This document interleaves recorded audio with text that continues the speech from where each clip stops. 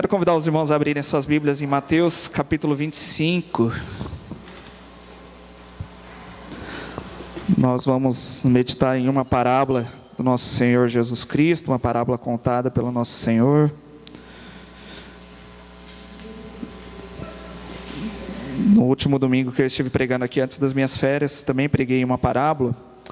E gostaria de lembrá-lo, que quando nós pensamos em parábolas, são histórias de Cristo, histórias que trazem ensinamentos preciosos para nós, histórias que são parecidas com a nossa vida, que tem alguma similaridade também com situações que nós passamos pelas nossas vidas, mas que trazem ensinamentos preciosos para a nossa vida espiritual, e nos ensinam também sobre como funciona o reino de Deus, o reino dos céus.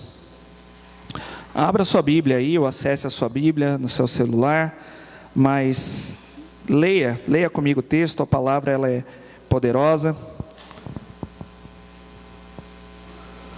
e é importante nós lermos, Eu particularmente tenho muita dificuldade com um pregador que não abre a palavra, com um pregador que não gosta de ler a Bíblia. Então nós precisamos valorizar isso, Então traga a sua Bíblia, leia a sua Bíblia, participe conosco. Diz assim a palavra de Deus: o reino dos céus, pois, será semelhante a 10 virgens que pegaram suas candeias e saíram para encontrar-se com um noivo. 5 delas eram insensatas e 5 eram prudentes. As insensatas pegaram suas candeias, mas não levaram óleo consigo. As prudentes, porém, levaram óleo em vasilhas, juntamente com suas candeias. O noivo demorou a chegar, e todas ficaram com sono e adormeceram. À meia-noite ouviu-se um grito: o noivo se aproxima, saiam para encontrá-lo. Então todas as virgens acordaram e prepararam suas candeias. As insensatas disseram às prudentes: dê-nos um pouco do seu óleo, pois as nossas candeias estão se apagando. Elas responderam: não, pois pode ser que não haja o suficiente para nós e para vocês. Vão comprar óleo para vocês. E saindo elas para comprar o óleo, chegou o noivo. As virgens que estavam preparadas entraram com ele para o banquete nupcial, e a porta foi fechada. Mais tarde vieram também as outras e disseram: Senhor, Senhor, abra a porta para nós. Mas ele respondeu: a verdade é que não as conheço. Portanto, vigiem, porque vocês não sabem o dia nem a hora. Vamos orar mais uma vez? Deus amado, nós estamos aqui diante da Tua palavra, Deus, e queremos reconhecer a nossa incapacidade de aprendermos alguma coisa dela, de aplicarmos ela para as nossas vidas, e até mesmo, Pai, a minha incapacidade de ensinar ela, Pai, se não for pela atuação do Teu Santo Espírito. Por isso, Deus, eu clamo a Ti que em nome de Jesus o Senhor retire de nós qualquer motivo, Pai, que venha a atrapalhar o aprendizado da Tua palavra, que venha a ser um empecilho, Pai, mas que o Teu Santo Espírito fale com todos aqui nessa noite livremente, e que o Senhor cumpra o Teu propósito no coração de cada um aqui, Deus, em nome de Jesus, amém. Amém. Então essa é a parábola conhecida como a parábola das 10 virgens. E de uma forma geral, nós temos uma dificuldade de entender esse texto, porque ele está baseado em uma cultura que é bem diferente da nossa cultura. Aqui Jesus ele está mencionando parte da cerimônia de um casamento judaico. Os nossos casamentos não são assim, Nós não vemos nada disso aqui acontecer nos nossos casamentos. E embora nós não tenhamos muitas informações sobre como era exatamente a cultura lá daquela época, muitos estudiosos se debruçaram em entender, em saber como que era, e nós temos várias informações que nos ajudam a entender um pouco mais sobre o que se passa aqui, o que Jesus Cristo estava mostrando, falando, que o povo naquela época entendia muito bem.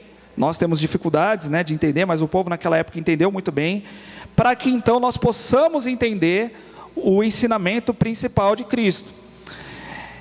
Em primeiro lugar, assim, a gente não vai conseguir explicar sobre cada funcionamento da cerimônia do casamento daquela época, e nem o que significa cada um dos elementos, né?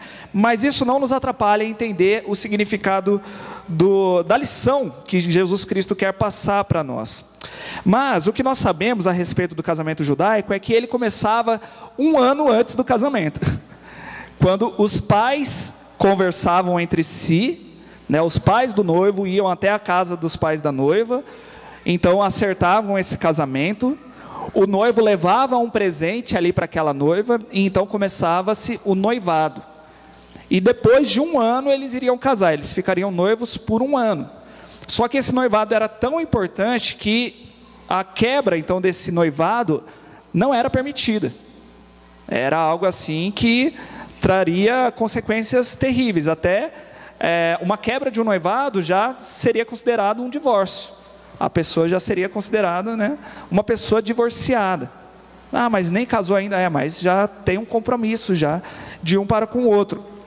Então, existia esse noivado, e um ano depois começava-se a cerimônia.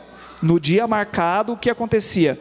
O noivo saía da sua casa com os seus amigos, e existia uma procissão. E se eles moravam mais perto, né, eles iriam juntos até a casa da noiva. Ao chegarem, né, próximos da casa da noiva, as amigas da noiva sairiam de lá, iriam encontrar o noivo, viriam nessa procissão para então buscar a noiva, e depois todos retornavam juntos em outra procissão até a casa do noivo, aonde aconteceria a festa por vários dias, né? Não era uma festinha de 3 horas como a gente tem hoje em dia, né? Era a festa adoidada ali, né? E então era muito importante essa questão, né, principalmente aqui para nós entendermos, da procissão, né, e desse acompanhamento do noivo e da noiva, né? Os amigos estarem juntos ali com eles. Então, nós precisamos entender que esses amigos, eles eram muito importantes, porque eles iriam estar protegendo, né, o noivo, eles iriam também iluminar o caminho ali com as suas candeias, né, que eram tochas, e também iriam estar todos juntos ali celebrando, festejando, né, tornando aquele dia mais feliz. E quando terminava essa procissão lá na casa do noivo, se alguém chegasse sem tocha nenhuma, essa pessoa seria considerada alguém que não foi convidada para esse casamento, né?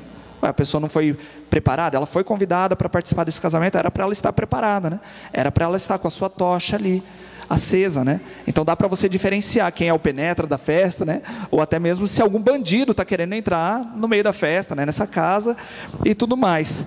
Então, tendo todo esse pano de fundo aqui, eu gostaria de te convidar a ler comigo, né, cada versículo aqui, para nós entendermos melhor os ensinamentos de Deus aqui para nós, né, nessa parábola. Então o versículo 1 já está aí projetado, ele diz o seguinte: o reino dos céus, pois, será semelhante a 10 virgens que pegaram suas candeias e saíram para encontrar-se com o noivo. Em primeiro lugar, Cristo já nos mostra aí que a parábola nos fala a respeito do reino dos céus. E todas as parábolas vão nos mostrar sobre como funciona o reino de Deus, esse reino dos céus. Um reino que já foi inaugurado por Cristo, mas ele ainda não foi consumado. Nós ainda não vivemos nesse reino na sua extensão total e não podemos ter todos os benefícios desse reino ainda. Nós ainda estamos em um mundo pecaminoso, mas Cristo já reina sobre as nossas vidas, nós já temos a presença de Cristo, Cristo já nos perdoou dos nossos pecados, nos ajuda, né, na luta contra o pecado, mas nós ainda estamos em um mundo decaído, convivemos também com outras pessoas que são pecadoras, né? Só quando Cristo retornar pela segunda vez, então Ele vai consumar o seu reino, e aí sim, então, aqueles que são salvos por Cristo, vão poder viver nesse reino, e desfrutar das maravilhas por completo, desse reino, né? Agora, um outro detalhe aqui que nós precisamos prestar atenção é uma palavra que está aí, né? Nessa versão que eu trouxe aqui da NVI, seria essa palavra pois, né? Ele diz: o reino dos céus, pois. Em outras versões, elas vão nos ajudar a entender um pouco mais, como por exemplo, a Almeida Revista e Atualizada começa dizendo assim: então o reino dos céus será semelhante a 10 virgens, e por aí continua. Essa palavra então, ela é muito importante, porque ela faz uma ligação com o contexto anterior, com o capítulo 24, um capítulo onde, nós não vamos ler aqui, né, um capítulo bem comprido, mas onde Jesus Cristo está falando sobre a sua segunda vinda, e nos mostra a necessidade que nós temos de estar preparados para o retorno de Cristo, mesmo nós não sabendo quando Ele iria voltar, quando que vai acontecer, né? E algumas vezes Ele até nos mostra ali que Ele iria demorar mesmo, né? Tem uma parábola, por exemplo, que ele conta que um senhor saiu e deixou a sua fazenda, as suas posses ali, sob o cuidado de um outro homem. E depois, por ele estar demorando, esse outro homem começou a achar que era dono de tudo. Então começou a bater nos servos, começou a folgar ali em cima de tudo, né? Mas depois esse senhor voltou. O que estava se achando dono achou: meu senhor não volta mais, deve ter morrido, deve ter se esquecido, arrumou coisa melhor, não volta mais para cá, tudo isso aqui é meu. Mas depois o Senhor voltou, né? E Jesus Cristo fala muito sobre isso, né? Sobre vigiarmos, sobre tomarmos cuidado, porque nós não sabemos o dia e nem a hora quando Ele iria voltar. E então, depois de falar tudo isso, Jesus começa essa parábola das 10 virgens.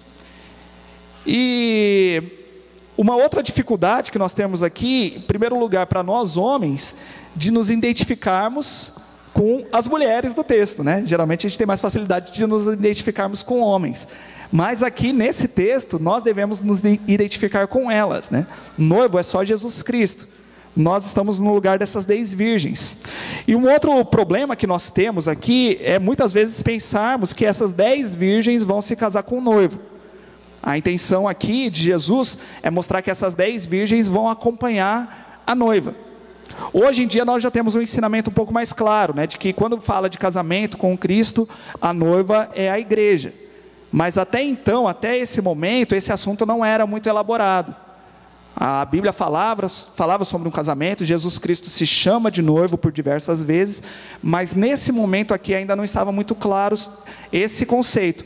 Mais para frente vai ser trabalhado com o apóstolo Paulo, com o apóstolo João, né, sobre a igreja ser a noiva de Cristo.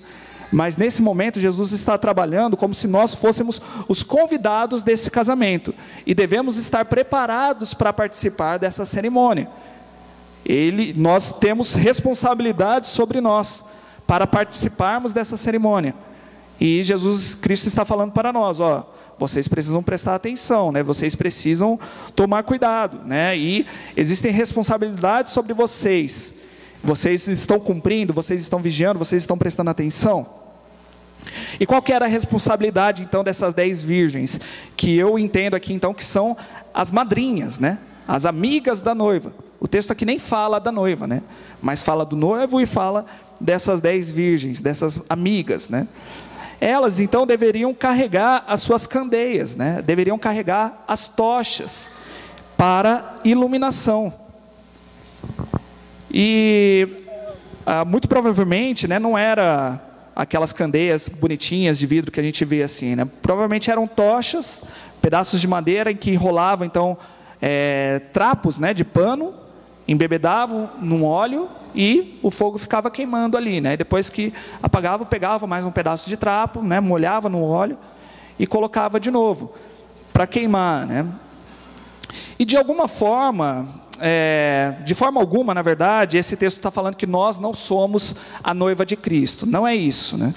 Na verdade, esse ensinamento está nos mostrando um outro ponto sobre a nossa participação dessa cerimônia, desse encontro, tá? Então, não estou trazendo uma teoria nova, que nós não somos a igreja, que nós não somos a noiva de Cristo. Não é isso. Mas o foco de Cristo aqui é nos trazer essa similaridade, então, com as amigas também, né? Com aqueles que vão participar, com aqueles que são convidados para essa festa, para esse casamento.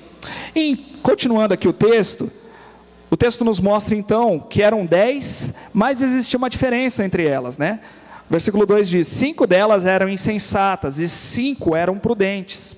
As insensatas pegaram suas candeias, mas não levaram óleo consigo.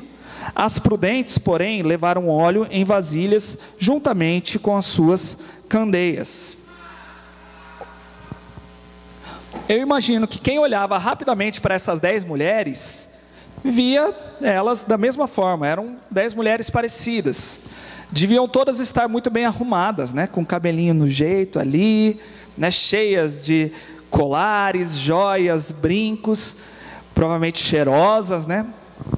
Todas lindas, maravilhosas, para uma festa super importante.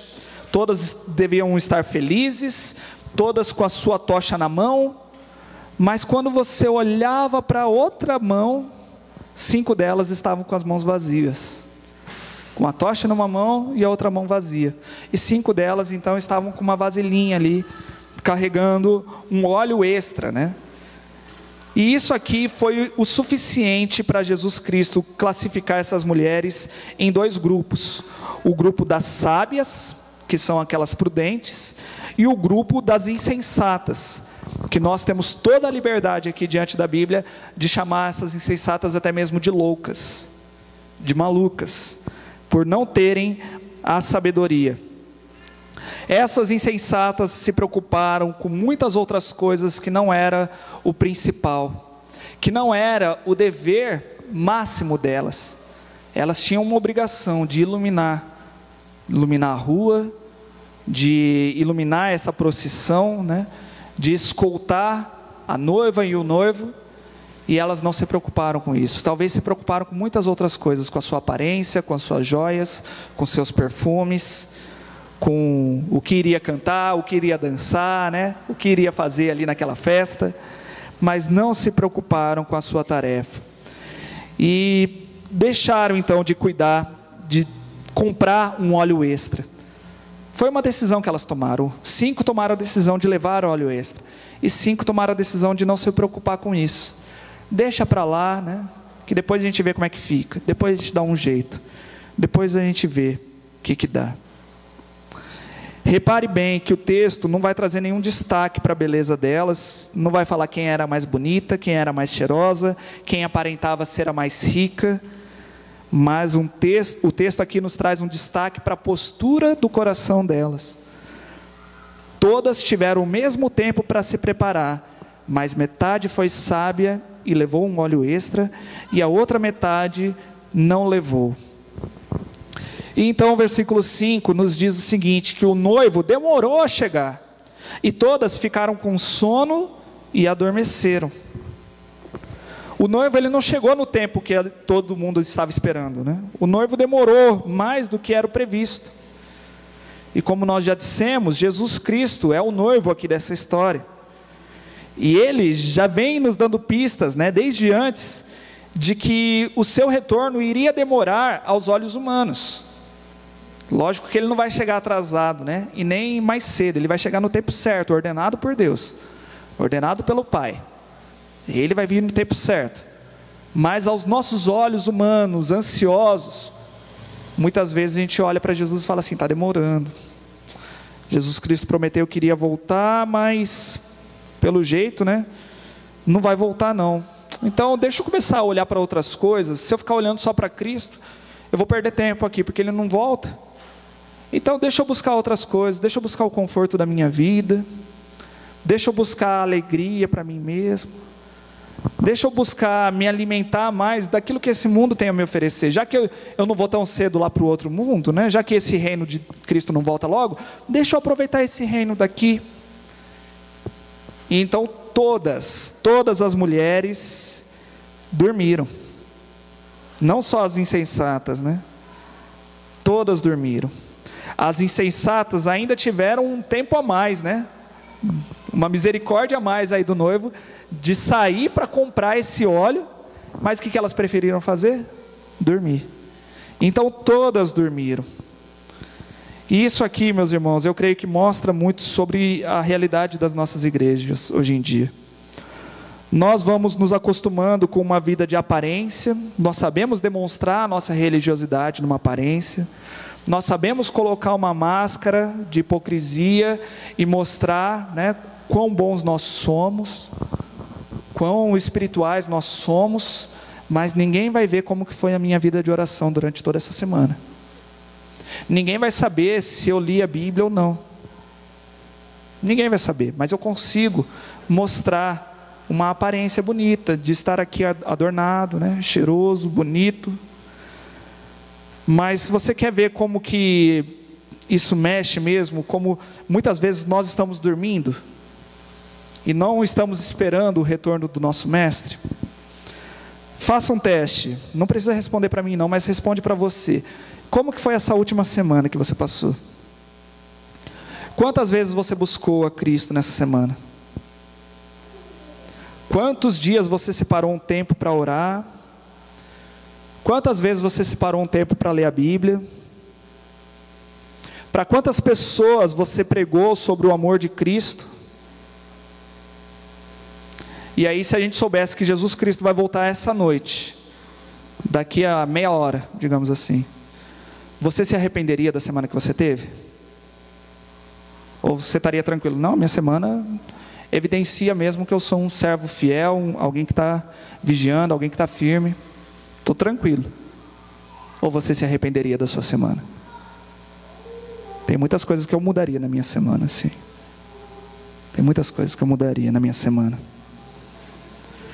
Tem muitas coisas que às vezes eu olho e falo assim, eu deveria ter feito diferente essa semana.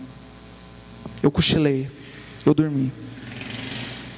Agora, se a gente mudar a perspectiva, e de alguma forma, lógico que isso não é bíblico, mas se de alguma forma nós soubéssemos que Cristo vai voltar no domingo que vem, bem nesse horário aqui, 8 horas da noite, enquanto nós estivermos aqui no culto, como que vai ser essa sua próxima semana? O que iria mudar? O que você faria de diferente? Iria orar mais e ler a Bíblia para garantir, né? Falar assim, opa, vai que eu não subo, né? Iria buscar mais ao Senhor com mais fervor? Iria pedir perdão para alguém?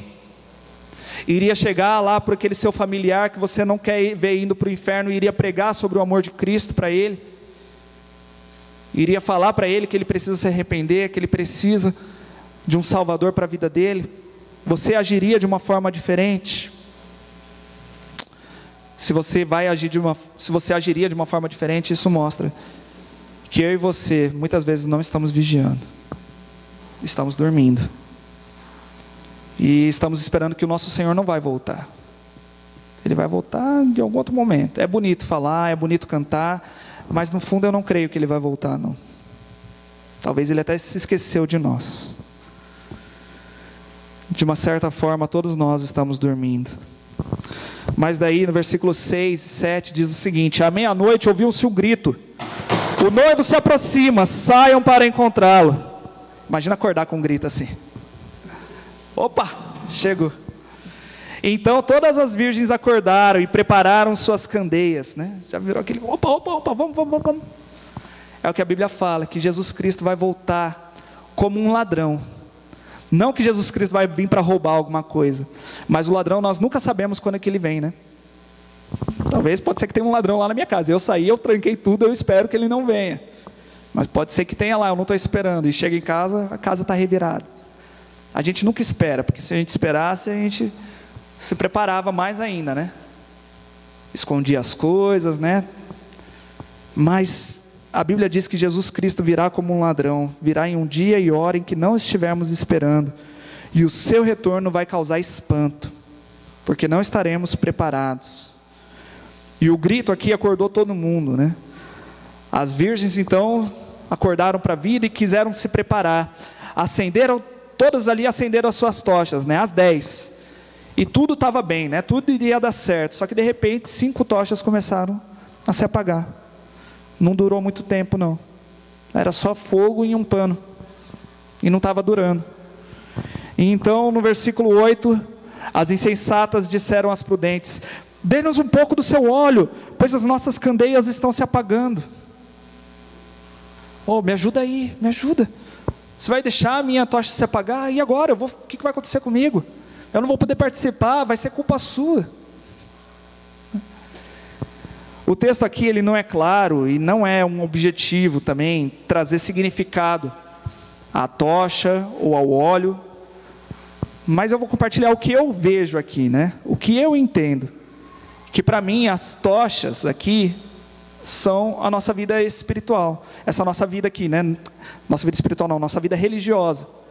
É isso que vocês olham para mim e veem, é isso que eu olho para vocês e vejo, né? Aquilo que vocês estão mostrando, aquilo que vocês estão iluminando. E o óleo, o que que é? Seria o combustível que deixa essa chama acesa. Para mim seria o Espírito Santo, que alimenta e que mantém essa chama acesa. Se as outras pessoas olham para mim e veem alguma luz em mim brilhando, né? Que Cristo nos disse também que seríamos a luz nesse mundo aqui de trevas, né? E se as pessoas podem ver alguma luz em mim brilhando, não é pelo meu próprio mérito, mas é porque o Espírito Santo alimenta essa luz.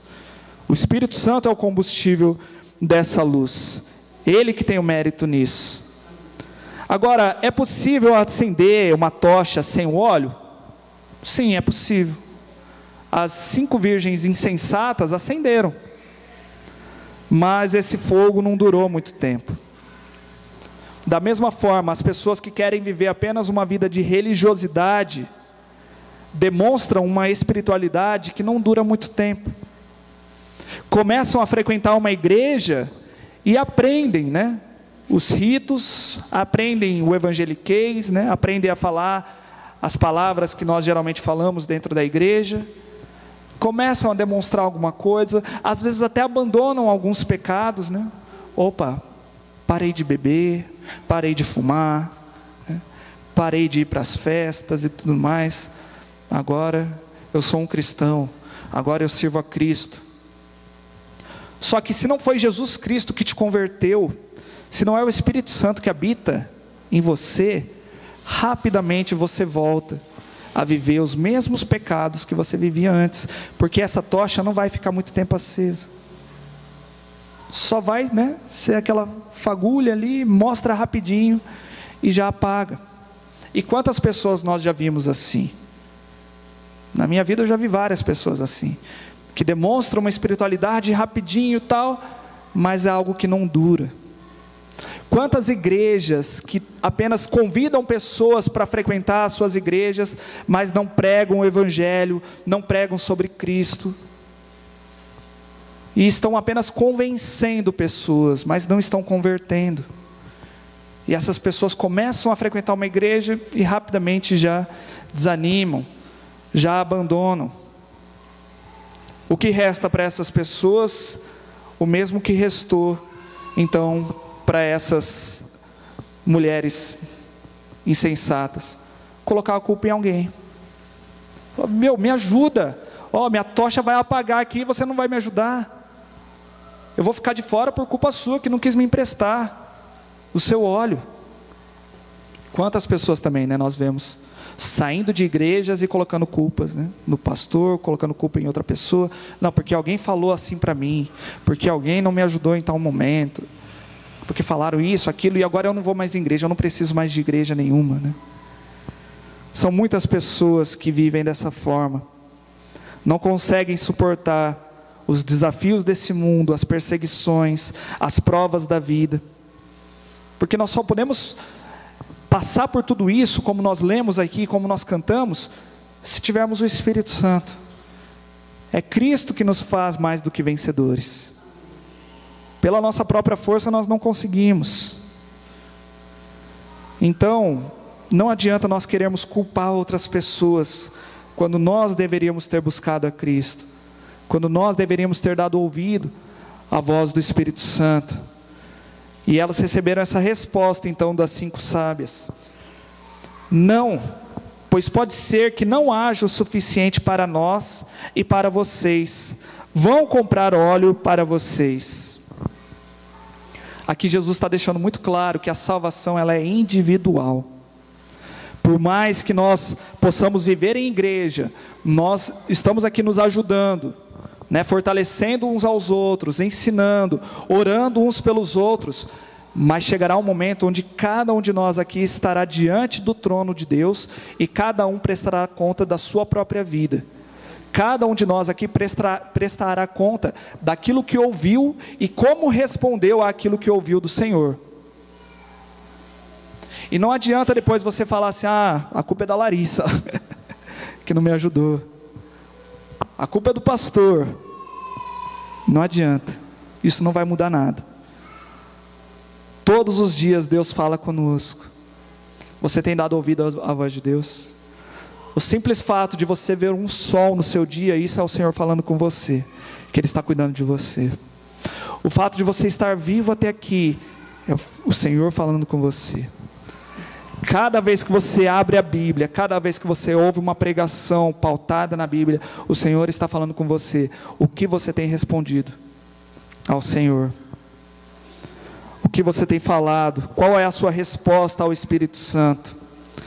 Em Hebreus 3, os versículos 7 e 8, diz o seguinte: assim como diz o Espírito Santo, hoje, se vocês ouvirem a sua voz, não endureçam o coração, como na rebelião, durante o tempo de provação no deserto. O Espírito Santo está falando conosco. Qual vai ser a sua resposta? Abrir o coração, se preparar, se arrepender dos seus pecados, receber a Cristo como Senhor e Salvador da sua vida, para que o Espírito Santo venha habitar em você, ou vai endurecer o seu coração e vai deixar: outro momento eu vou viver essa vida do cristianismo, em outro momento eu vou ter tempo, deixa para depois. Enquanto o noivo não voltou, nós ainda temos tempo de comprar óleo, de buscarmos, esse óleo, de ouvir a voz de Jesus Cristo, de nos humilharmos diante dEle, pedirmos perdão pelos nossos pecados, de clamar para que Ele seja o nosso Senhor, nosso Salvador. Mas o nosso Senhor deixa muito claro que se deixar para a última hora, não vai dar tempo. Não vai dar tempo. Olha o que acontece com essas mulheres. E saindo elas para comprar o óleo, chegou o noivo. As virgens que estavam preparadas entraram com ele para o banquete nupcial, e a porta foi fechada. Mais tarde vieram também as outras e disseram: Senhor, Senhor, abra a porta para nós. Mas ele respondeu: a verdade é que eu não as conheço. As insensatas tentaram dar um jeitinho na situação ali, mas era tarde demais. Quando elas acordaram para a vida e entenderam a importância do óleo na vida delas, já era tarde demais. Depois que a porta foi fechada, não seria mais possível abrir. Não iam entrar pessoas atrasadas nessa festa. Isso me lembra também daquele episódio da Arca de Noé, quando o próprio Deus fechou a porta da Arca de Noé, com apenas ali Noé e sua família lá dentro, e foi o próprio Deus que fechou, mostrando assim que só Deus poderia abrir aquela porta. A Bíblia não diz, mas às vezes a gente fica imaginando, que quando começou a chover, a água começou a subir, talvez muitas pessoas foram lá pedir ajuda, talvez até o próprio Noé queria abrir, mas não tinha mais como abrir. E todas as pessoas que ficaram para fora daquela arca, então, foram destruídas, morreram, pereceram. As pessoas, os animais que ficaram para fora, todos pereceram. Isso nos mostra, meus irmãos, que o noivo está convidando para o seu casamento, mas só vai participar desse casamento quem é conhecido e quem estiver preparado. Quem não é conhecido vai ficar de fora desse casamento. Quem não for preparado para essa festa vai ficar de fora. Em uma outra parábola, Jesus também conta uma história de uma festa onde foram convidados vários, e esses que foram convidados não quiseram ir. Depois saiu convidando uns que eram mais pobres e tudo mais, e esses vieram. Mas lá no meio da festa o rei olhou e viu que tinha um que não estava bem vestido, e falou assim: para fora, na minha festa que você não fica não, que você não veio preparado para a festa. Isso é uma verdade que nós devemos prestar muita atenção. Enquanto há tempo, nós devemos nos preparar, não com as nossas próprias forças, não que agora você tem que ser perfeito para conseguir a sua salvação, mas é dando ouvidos a essa palavra que já está chegando aos nossos corações, para que você não precise ouvir essa resposta tão dura do noivo, de falar assim, ó, eu não conheço vocês, eu não conheço. Isso é similar ao que Cristo nos disse lá em Mateus 7, 23. Então lhes direi abertamente: nunca vos conheci, apartai-vos de mim, vós que praticais a iniquidade. Esse texto aqui é quando Jesus fala que muitos vão querer dar uma carteirada diante dele, né? Fala assim: Senhor, em teu nome nós profetizamos, em teu nome nós curamos, nós realizamos tantas obras, nós te servimos a vida inteira. E Jesus fala assim: ó, eu não conheço vocês. Na minha festa aqui só entra quem eu conheço, só aqueles que são conhecidos por mim. Portanto, a grande lição que fica é: vigiem, porque vocês não sabem o dia nem a hora. Nós não sabemos quando Cristo vai voltar, mas devemos estar preparados. Pode ser que essa noite Cristo volte só para mim, a igreja continue aqui, mas Cristo me leve, e eu devo estar preparado, vigiando. Nós não sabemos o dia nem a hora de cada um. Por isso eu gostaria de finalizar aqui com algumas lições que nós podemos ver nesse texto. Em primeiro lugar, o noivo voltará. Isso é certo. Mais cedo ou mais tarde ele vai voltar. E ele nos deu vários indícios disso. Nos contou várias parábolas a respeito disso. Ele prometeu, ele é fiel. Ele nunca falhou naquilo que ele prometeu. Pode parecer que está demorando, mas ele vai voltar. Como você vai recebê-lo? Você está vigiando? Você está preparado para o retorno dele? Ou você está dormindo? Você está mais acostumado com o conforto desse mundo? Uma segunda lição é que existe uma diferença essencial entre os convidados desse casamento, aqueles que já foram convidados, né? Ou são sábios ou são loucos. Em qual desses você está? Você é sábio ou você é louco? Você vive a religiosidade apenas com uma máscara? Ou você vive verdadeiramente para Cristo? Você é um na igreja e outro lá na sua casa, outro lá fora? Ou você tem buscado viver uma vida para Cristo mesmo? Mesmo com seus pecados, ninguém é perfeito, mas você tem buscado o máximo possível viver para o Senhor? Em 2 Timóteo 3,5, Paulo nos diz que nos últimos dias existiriam homens com aparência de piedade, mas queriam negar o poder de Deus. E é exatamente o que nós vemos nos dias de hoje, né?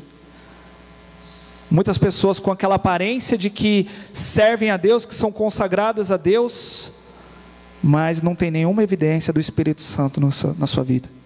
Negam o poder de Deus nas suas vidas, não tem nenhum fruto. Em terceiro lugar, a preparação para esse casamento não é transferível de uma pessoa para outra. Você é responsável em se preparar para esse casamento, para essa festa. Cada um será responsável diante do Senhor. Quarta lição: quem não estiver preparado ficará para fora, longe da alegria da festa, longe da presença do noivo. E eu falo isso com tristeza, mas esperando de que ao falar isso, o seu coração então possa perceber se você é um sábio ou se você é um louco, se você é um convidado que vai entrar nessa festa ou se você ficará de fora. E eu não gostaria de te ver para fora dessa festa. E quinta e última lição: enquanto o noivo não volta, ainda há tempo de se preparar. Não seja um convidado louco, seja um convidado sábio. Dê ouvidos à voz do Senhor, dê ouvidos ao Espírito Santo. Eu quero te convidar a se colocar de pé. Nós vamos cantar que Cristo, Ele tem poder para nos salvar. Em um certo momento dessa música nós vamos dizer o seguinte: possa o mundo ver brilhar a luz, né? Que o mundo possa ver essa luz que brilha em nós, mas que não seja uma luz de hipocrisia, uma luz falsa, uma luz passageira, mas que seja uma luz que venha do Espírito Santo mesmo. E eu e você somos responsáveis em dar ouvidos ao Senhor e cuidarmos da nossa própria vida diante do Senhor.